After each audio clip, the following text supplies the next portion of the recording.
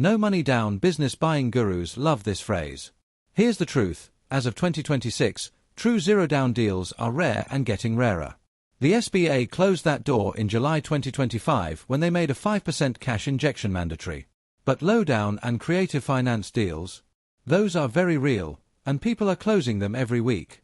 In this video, I'll show you exactly how much cash you actually need, where deals like this go wrong, and whether this path makes sense for you or not. Let's get into it. This strategy is for people who have some savings, decent credit, and are willing to run a business, not just own a piece of paper. It is not for people looking for a passive investment, and it is not for people who think no down payment means no risk. If you can't personally guarantee a loan or you're not ready to work inside the business for at least the first year, skip this one. Buying a business with little to no cash down means using someone else's money or the seller's own equity to fund the purchase, instead of your savings. The three real paths are seller financing, where the seller acts as the bank and you pay them over time, SBA-backed acquisition loans, where a bank lends most of the purchase price and the seller can cover part of your required down payment through a standby note, and leveraged buyouts using the target business's own assets or future cash flow as collateral. In every version, you're not avoiding debt, you're restructuring who you owe and when you pay it. Business acquisition demand in the US has grown steadily. Industry estimates from the International Business Brokers Association suggest tens of thousands of small businesses change hands in the US every year, and roughly 10,000 baby boomer business owners are retiring daily according to Census Bureau demographic data, many without a succession plan. That's a growing supply of sellers who are motivated, sometimes desperate, and open to creative deal structures just to get out. At the same time, first-time buyer interest has climbed because starting from scratch is slower and riskier than buying something with existing revenue. Let's talk numbers. Say you're targeting a small local business valued at $300,000, something like a laundromat, a service business, or a small retail shop. Buyer's cash injection, $15,000, that's 5%, mandatory under current SBA rules. Legal and closing costs, $5,000 to $8,000 for attorney review, purchase agreement, and due diligence. Business valuation and quality of earnings review, $2,000 to $5,000. SBA loan fees and closing costs, $3,000 to $6,000, often rolled into the loan itself. Working capital reserve, $10,000 to $15,000, this is not optional, don't skip it. Total minimum cash needed, roughly $35,000 to $50,000 for a $300,000 deal.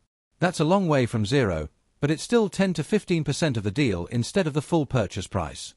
Here's where that money actually goes.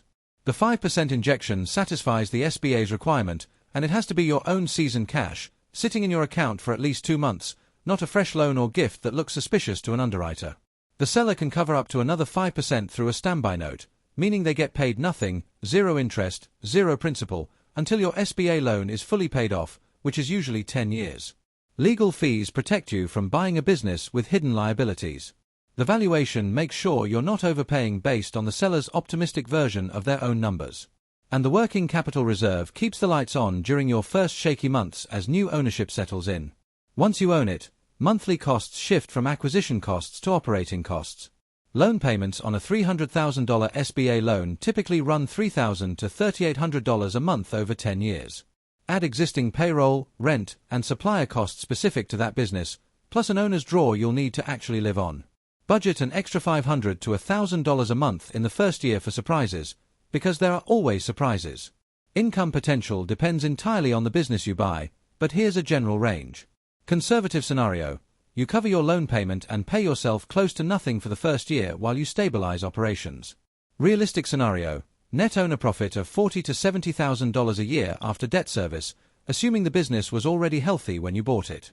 Optimistic scenario, if you improve operations, cut waste, or grow revenue, $90,000 plus is achievable within 2 to 3 years. Profit margins on small acquired businesses typically run 10 to 20% depending on the industry, so due diligence on the seller's real numbers matters more than almost anything else in this process. Break-even usually takes 12 to 24 months if the business was already profitable when you bought it. If it wasn't, you're not buying a business, you're buying a turnaround project, and that timeline stretches to 3 years or more, with real risk of failure. The biggest mistakes I see, buyers skip proper due diligence because they trust the seller's word instead of verified financials. Buyers underestimate working capital and run out of cash in month 4. Buyers agree to seller notes with unclear standby terms and get blindsided by SBA compliance issues at closing. And some buyers buy a business they have zero operating experience in, thinking capital solves everything. It doesn't. Operating knowledge does. The biggest opportunity right now is in boring, essential, cash-flowing small businesses that younger buyers overlook because they're not exciting. HVAC companies, laundromats, plumbing outfits, pest control routes, small e-commerce brands with steady repeat orders. Sellers of these businesses are often older, less sophisticated in deal structuring, and more open to seller financing because they just want a clean exit. Differentiate yourself as a buyer by moving fast, being transparent about your financing plan, and offering the seller flexible terms instead of lowballing on price. Here's how to actually start. First, get pre-qualified with an SBA lender so you know your real borrowing capacity before you waste time on deals. Second, build a target list of businesses using marketplaces like BizBuySell, or work with a business broker directly. Third, when you find a candidate, request 3 years of tax returns and financial statements before you get emotionally attached. Fourth, structure your offer with the seller note component built in from the start, not negotiated in as an afterthought. Fifth, run a quality of earnings review with an accountant who specializes in acquisitions. Sixth, close with an attorney experienced in business acquisitions, not a generalist. Seventh, plan your first 90 days as new owner before you even sign, because day one chaos kills more deals than bad financing does. You don't need much software to buy a business, but once you own one, systems matter. If the business doesn't already have a CRM to track customers and follow-ups, or a booking and invoicing system, you're leaving revenue on the table from day one. This is exactly the kind of setup where Soft Angles can help, building or upgrading your website, CRM, or booking system so the business runs cleaner under new ownership. If that sounds like something you'll need after closing, you can book a free consultation and estimate. Link is in the description. Marketing this kind of deal search works two ways.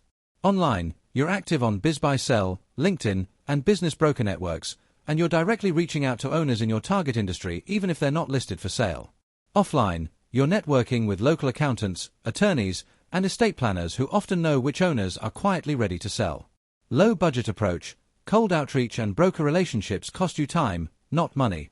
Scaling approach, once you've closed one deal successfully, brokers start bringing opportunities to you instead of the other way around. The risks here are real. You're taking on debt with a personal guarantee, meaning if the business fails, that debt follows you personally, not just the business. Seller financing deals can fall apart if the seller gets nervous mid-process. And buying a business with hidden problems, environmental issues, unpaid taxes, pending lawsuits, can cost you far more than the purchase price if due diligence is sloppy. Do get a lawyer and accountant on your team before you sign anything. Do verify every number the seller gives you independently. Do keep a cash reserve separate from your acquisition budget. Don't rely on verbal promises about the business's performance. Don't skip the standby note documentation. Don't buy a business in an industry you don't understand just because the price looks good.